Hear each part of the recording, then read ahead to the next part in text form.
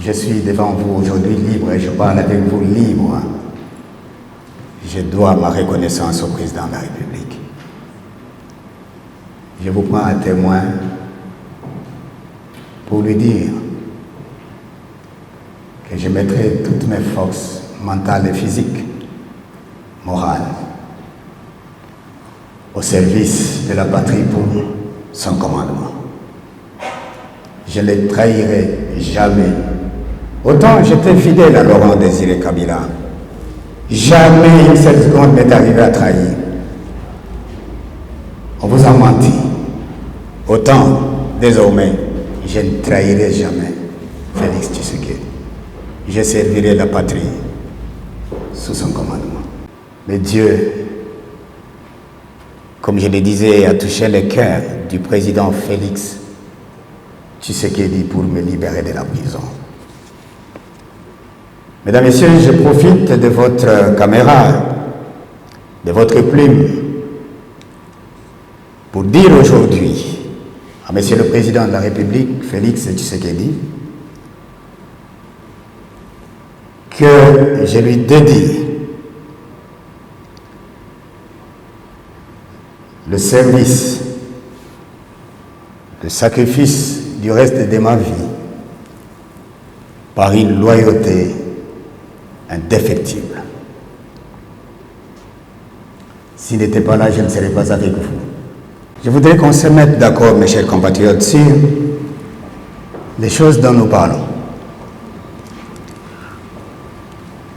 Je préfère plutôt parler de la réunion ou du forum qui se tient dans le Haut-Katanga, comme province. Ce forum se tient probablement autour de certains personnages qui viennent des autres provinces anciennement sous-région de l'ancien Katanga pour discuter de la réconciliation. Quel message je leur donne? Mon message que j'adresse à mes chers compatriotes qui sont maintenant dans cette réunion et ceux qui sont ailleurs, c'est de dire qu'il est temps que les Congolais voient l'unité dans sa grandeur. Bien sûr que oui, nous avons une diversité culturelle et linguistique.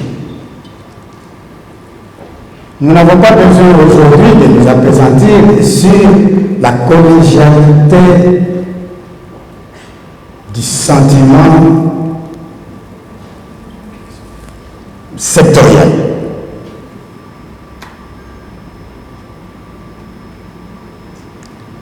C'est le message que je leur envoie.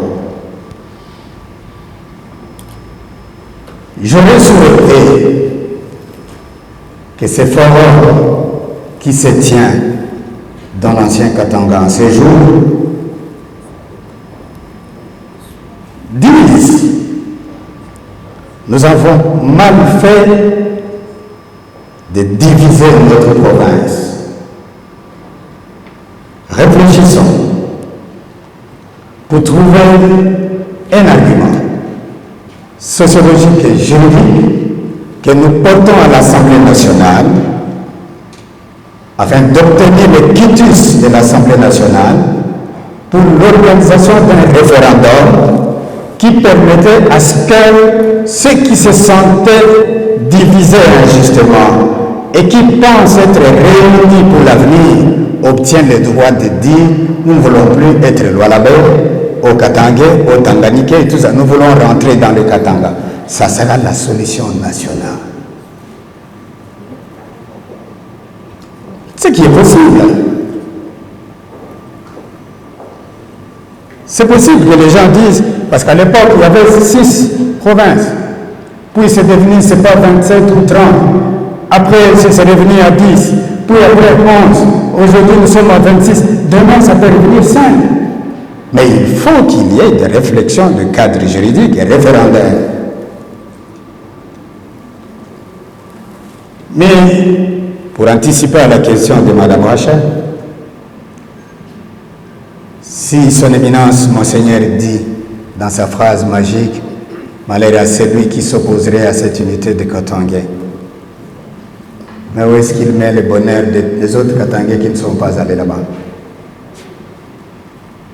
C'est justement, vous savez, nous qui avons fait les mathématiques, nous pouvons savoir comment faire les alliages. Quelle est la différence entre mélange et composition? Si vous prenez l'huile et l'eau, vous mettez ensemble, sans aucun procédé chimique, vous allez constater que l'eau est là, à côté, et que l'huile aussi est de son côté.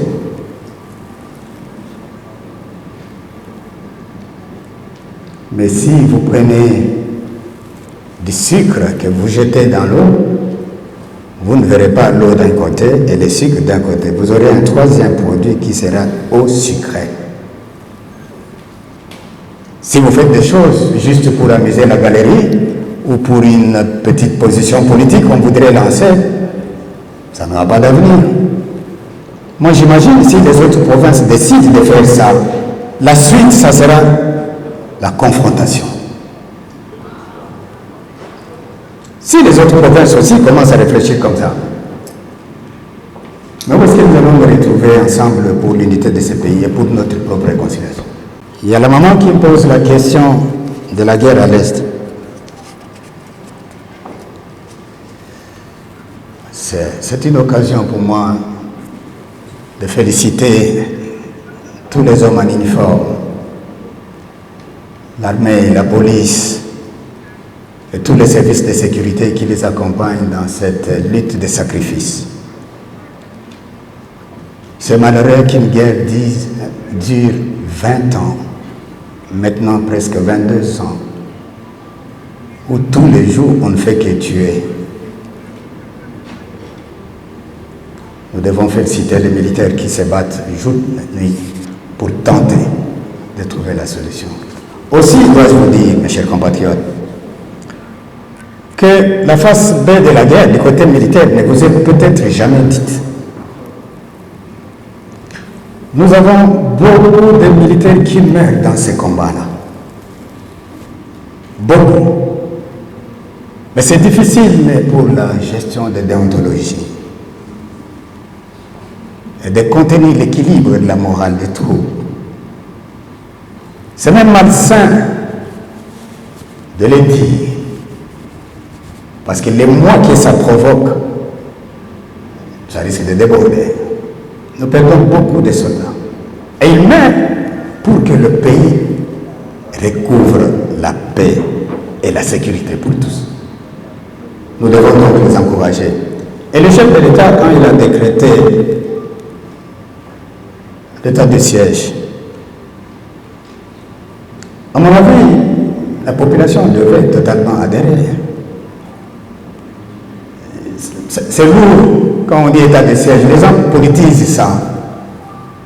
Alors que c'est vous-même qui avez voté la Constitution en 2006 pour dire qui sont pour, qui sont contre. On a mis ça dedans pour dire lorsque une partie de notre pays est assiégée par les indépendantistes qui veulent nous arracher, comment devons-nous résoudre cette question?